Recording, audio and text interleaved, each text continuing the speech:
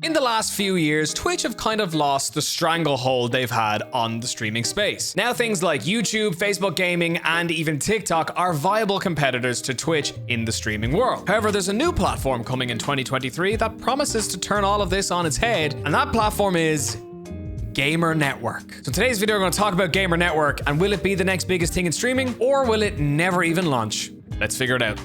Today's video is going to require a disclaimer, because GamerNetwork seems to be fairly trigger happy with the old use of the word legal team, and I want to put forward that everything in this video is just my opinion. Some facts will be shown and a lot of stuff won't be. So don't sue me. I'm just a YouTuber. Because after we go through all the tech stuff and businessy side of things and my opinions on that, I do want to talk about some really problematic behavior that I see from this company.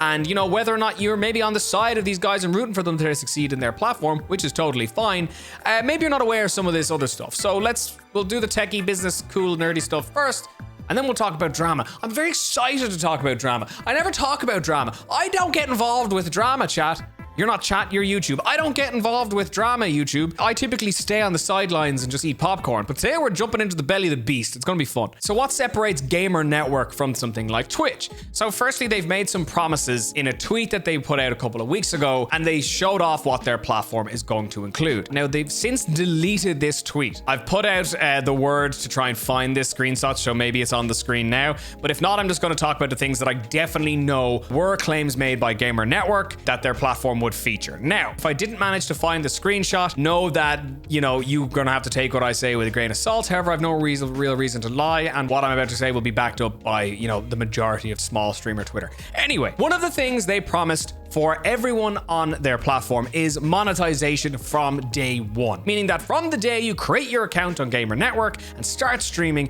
you can monetize. There's no path to affiliate or path to partner, none of that. You can monetize from day one. Another thing they promised was that you will pretty much keep 100% of any sort of tips or donations given to you, that they'll take either very little of that cost or none of it. And the big promise that they made was that all streamers on their platform will get a 70-30 split from subscribers. Now, this is one of the biggest things that Twitch streamers have been crying out for forever, from Twitch being like, just give us a 70-30 split, we want it. But GamerNetwork have come to your rescue and promised you a 70-30 split for all subscriptions. Everything so far sounds pretty great, doesn't it? When you purchase a product, if it doesn't cost that much money, it's probably not going to be very good quality. Now, if something's really good quality, probably doesn't mean it's very cheap. See what I'm getting at? There's always a trade-off. You can't ever really have something that's cheap, really good quality, and isn't crazy expensive, right? It doesn't work that way. Similarly with, let's say, a streaming platform. Let's say we had streamer experience, profit for the company, and quality. So typically when companies prioritize profit, it affects both streamer experience and quality of the platform. But if you prioritize the other two things, it's going to come with the trade-off of affecting your bottom line, which at the end of the day, companies want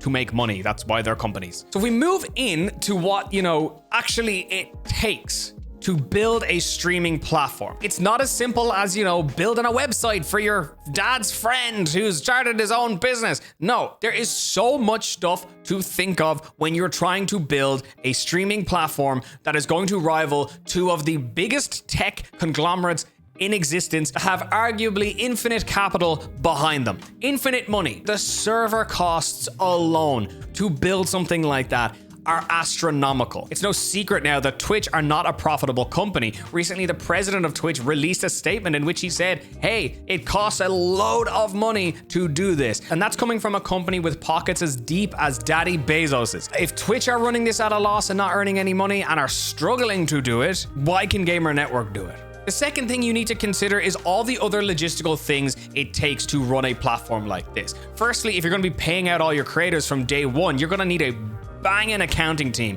They are people who need to be paid salaries and given benefits and probably medical and insurance and all these things. Then there's the cost of actually building the fucking platform itself, which is going to be a ridiculously massive job, and hiring developers and all these kind of things that will do this and do it well for people to actually go onto it and stay onto it, because let's be real, if it's going to rival the likes of Twitch and YouTube, it's going to have to be banging good. And then once it's done, you've got the marketing of the whole thing, the public relations, the PR, getting people to actually hear about your platform, the social media team. Oh, hang on, they've got one of those. Or at least had. But we'll get into them later. The thing is, GamerNetwork are claiming that they're going to do all this by 2023.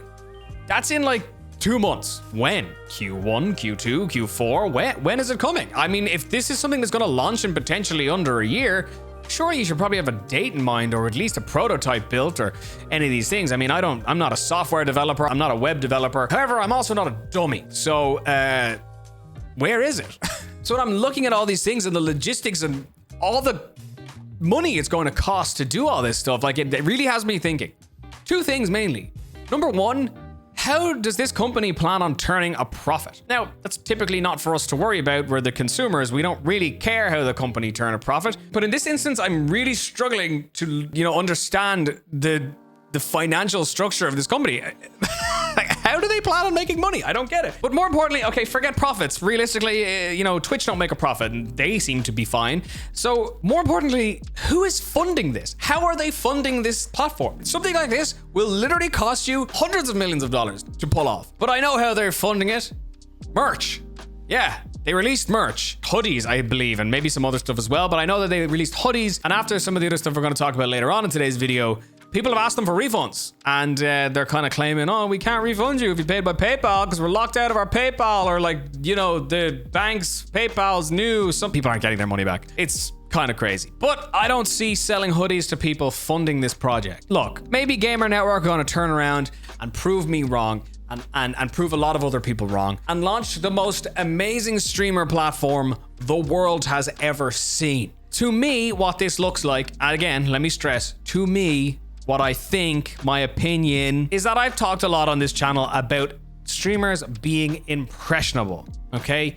Really wanting to try and jump through hoops to get bigger easier, to earn money faster, to get more eyes on their content. And that's why you've streamers who have still yet to kind of find their footing on Twitch, and that's when they start moving to YouTube when a big creator leaves, because they're like, oh, there's not as much competition, or oh, well, I'm going over to YouTube now because they've got better revenue splits. And when realistically you're averaging under 2 viewers, revenue shouldn't be the front thought in your head. That's going to inform your content strategy and your decision making. But we know from multiple videos on this channel and from multiple experiences that you all probably have had watching this video, is that streamers are impressionable. They get promised something, they get promised a shortcut or something shiny that's in the works. They will jump at it a lot of the time. They don't know any better, and a lot of the time as well, they will throw money at the problem. And that's kind of what I think might be happening here. I think that, it's just a lot of young, impressionable people in the comments that are supporting these people. And these are probably the same people who are buying these hoodies and not thinking about the bigger picture of this platform and the actual viability of it. Again, maybe I'm going to be proved wrong, but I don't know. So this brings us to the last part of today's video. Who are GamerNetwork? Now, what I initially wanted to do was cover this video and talk a lot more about, what they've said on Twitter and all these things and blah, blah, blah, and maybe get into some of the back and forth between them and some other great creators.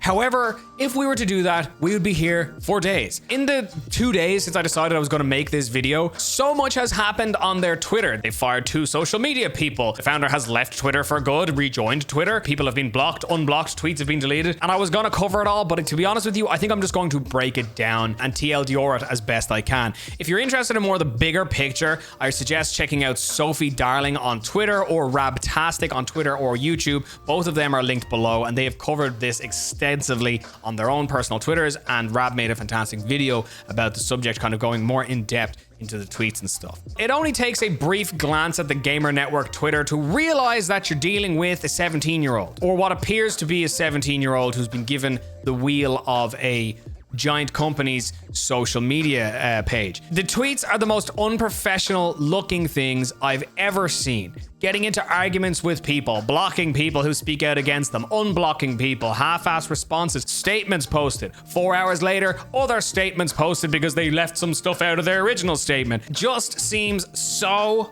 unprofessional. It kills me. One of the big things that happened with GamerNetwork was they've said a lot of messed up stuff on Twitter. They've also misgendered people, and then when called out on that misgendering, basically doubled down on the fact that they misgendered that person. This led to massive backlash backlash from them to the point where they kind of said, oh, the social media manager is being fired. We're so sorry. And then another statement to say, the social media manager has tweeted all this stuff. It wasn't us. It was this social media manager. And now they've taken our accounts and they're demanding money for us, or they're going to destroy the company. Will you help us, please? Let's entertain the idea that, you know, maybe that there was this rogue social media manager that was a disgruntled employee for whatever reason and said some crazy stuff online purely just to try and, you know, damage the company that they work for or previously worked for. Fun fact about me, I actually work as a social media manager in my day job for a significantly sized company. Now let me just tell you how it works if I want to make a tweet in my job. And the same thing for 90% of companies out there. We have all our tweets planned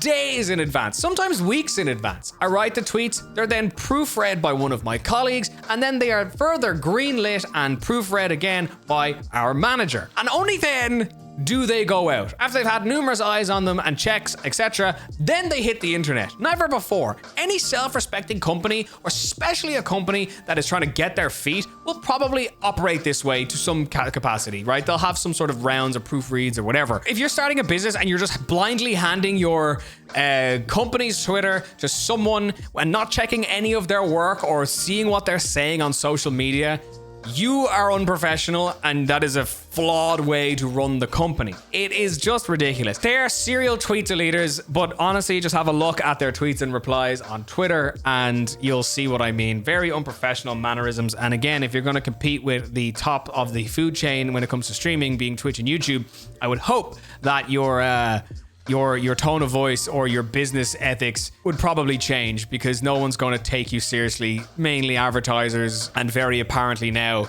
your target audience, which are streamers. Look, there's more to this. There's a lot more I could have covered. There's specifics. There's people that have kind of dove under the scenes of this. As I said, I've linked all that below. And again, look, purely my own opinion. GamerNetwork, if you do really have some cool stuff coming, maybe share some stuff, be transparent with people what you're planning on doing, a roadmap or something. Currently, all the information I can find on you is only Twitter or your website, which is simply a form to sign up to a beta test that doesn't really give any information of when or where it's happening. So all we could do in the meantime is speculate and ask these questions, and you could probably quell a lot of this disgruntlement by simply answering the questions people have about your platform.